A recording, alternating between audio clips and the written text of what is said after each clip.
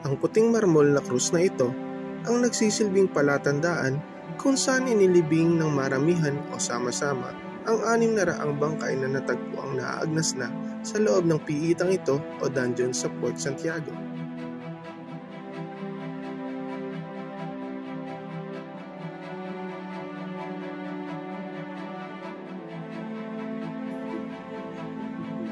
Halina at muli nating lakbayin ang nakalipas sa panahon sa pamamagitan ng pagpasok sa piitan na ito o dungeons dito sa loob ng Fort Santiago.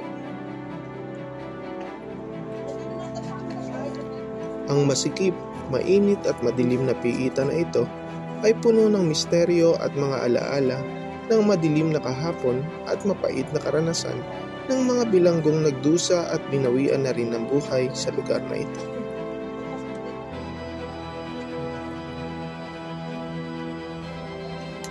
Oops. Oh my God. Hala.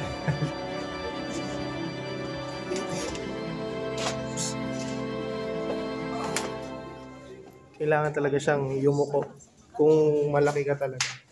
So, kailangan mo umupo para makapasok dito sa dungeon. Seriously? Medyo weird lang talaga yung feelings dito sa loob.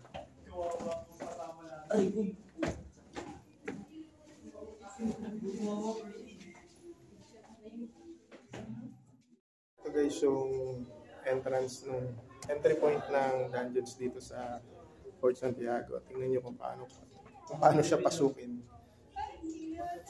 So kailangan talagang umupo. Sobrang baba.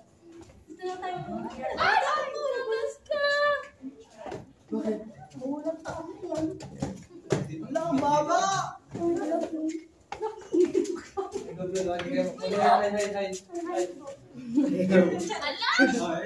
Alam mo.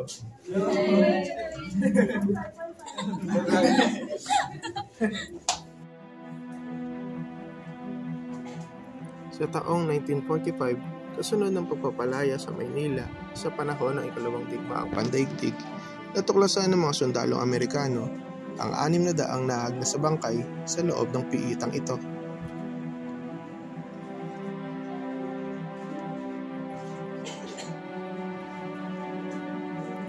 Base na rin sa mga larawan na mga nakasabit sa dingding, ay mababanaag mo ang hirap at sakit na dinanas ng mga bilanggong dito na rin inabutan ng kanilang kamatayan.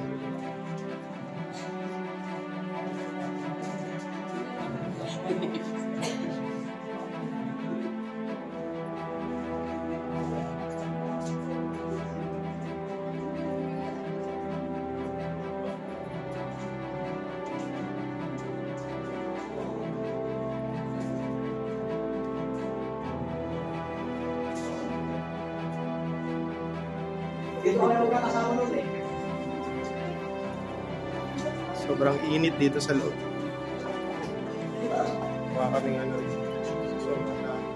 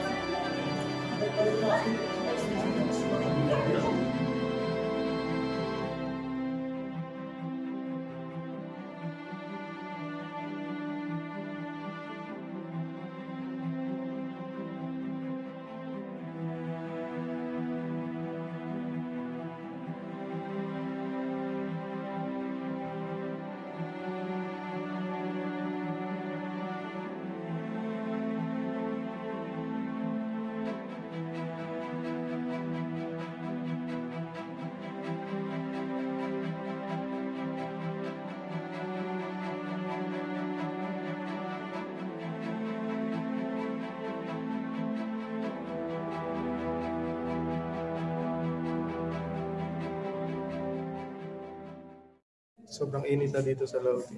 Kasi kulog na kulog nga siya. So, ayun yung life size dun sa medulo. So, para talaga siyang totoo.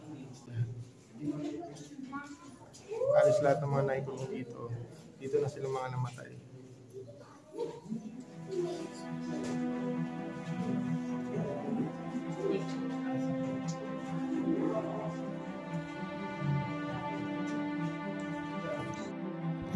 Ang weird ng feelings, ha? Lalo pag mag-isa ka dito.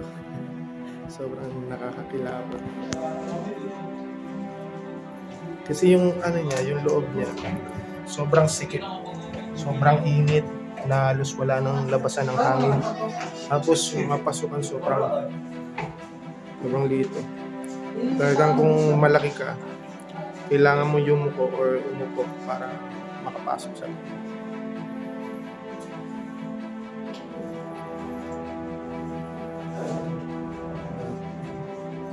Akala ko may gumalaw.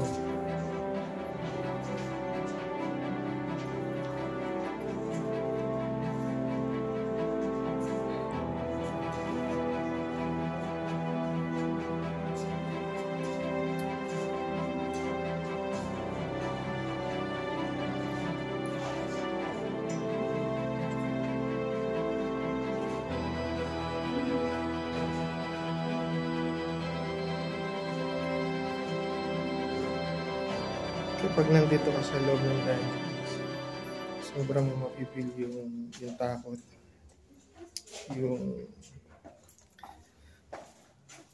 yung presence ng nakalipas. So, sobrang hindi mo ma-explain kung ano yung meron dito sa loob.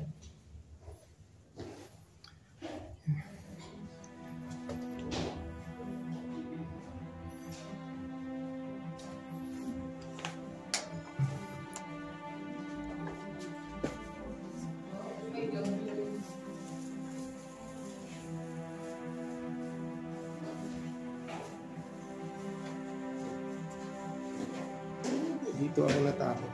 Akala ko gumagalaw yung nakatayo. Once na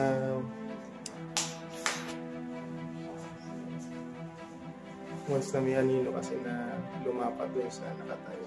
Akala mo, mamamaligmata ka na, akala mo gumagalaw. So, sobrang ako natakot kanina.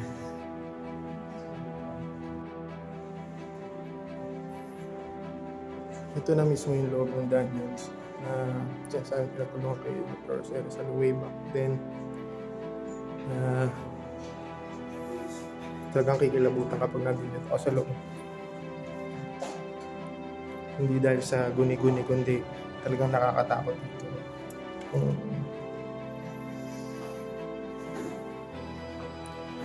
Sa itsura ng lugar, sa pakiramdam kasi sobrang init nga rito. Halos wala nang labasan ng hangin. Loko. Ayoko na dyan. Yung feeling, akala mo yung mga life size image dito. Akala mo mga ani.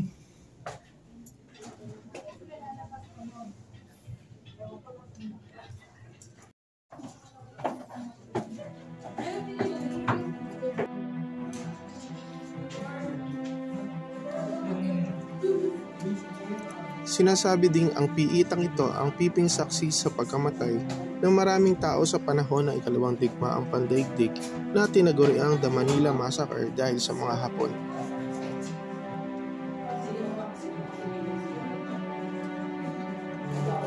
Gayun din naman sa panahon ng pananakop ng mga Kastila, ang mga pader at bawat sulok nito ang tanging saksi at nakakaalam sa bawat sigaw ng sakit at pagtangis dahil sa hirap at bighati ng nakalipas.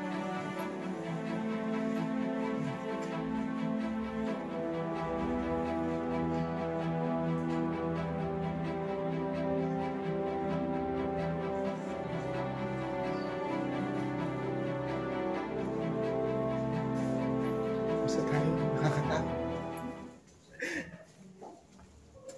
Hindi ko na kaya yung energy dito. Basta tayo.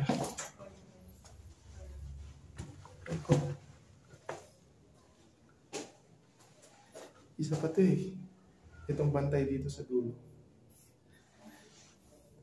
Iisa kasi siya. Tapos mayroon pang space dun sa pinakalikod niya. Kaya medyo nakaiba feeling sa loob.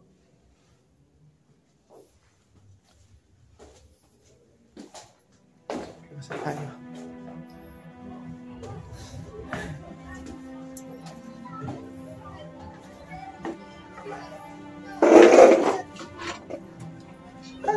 tingnan natin yung liwanag. So, guys, andito na tayo sa may Ilog Pasig. So, dito kasi sa likod ng Fort Santiago, Ilog Pasig na siya. So, kapag lumabas ka dun sa dungeon exit, dito ka na papupunta ngayon. So, yung view niya, Ilog Pasig. So, ayan. Yung mga nakikita nyo nakatambay dyan, mga pumasok yun doon sa dungeon kanina. Ang hirap i-explain nung feelings doon sa loob ng dungeon. So, mas mabuti, subukan nyo rin.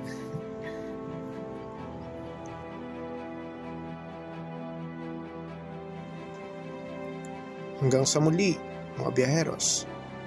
At ito ang Biyahe ni Marcus.